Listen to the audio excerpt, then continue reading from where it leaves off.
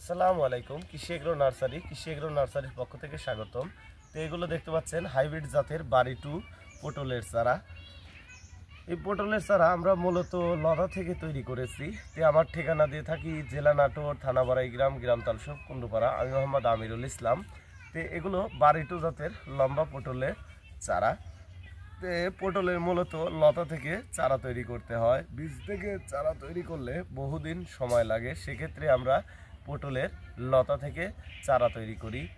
আর পটলের চাষাবাদের জন্য আপনাদের লাগবে উঁচু জমি, যে জমিতে বন্যার পানি বা বৃষ্টির পানি জমে থাকে না এবং বন্যার পানি ওঠে না, এমন জমিতে আপনাদের পটল চাষাবাদ করতে হবে।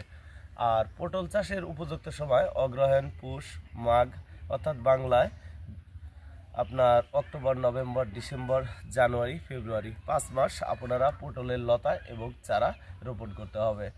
তো পটল রোপণ করার নিয়ম হচ্ছে লাইনে 2 হাত পরপর, আর এক লাইন থেকে আরেক লাইন 5.5 হাত পরপর। আর আমাদের প্রতিটি চারা দেখেন লতা কাণ্ড থেকে চারা তৈরি করা।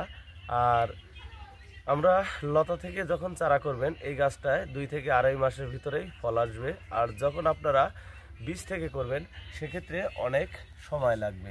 তো ভিউয়ার্স, আমরা বাংলাদেশের প্রতিটি জেলায় সুন্দরবন কুরিয়ার সার্ভিসের মাধ্যমে পটলের লতা এবং চারা সেল দিচ্ছি। আপনারা নিতে চাইলে অবশ্যই যোগাযোগ করবেন।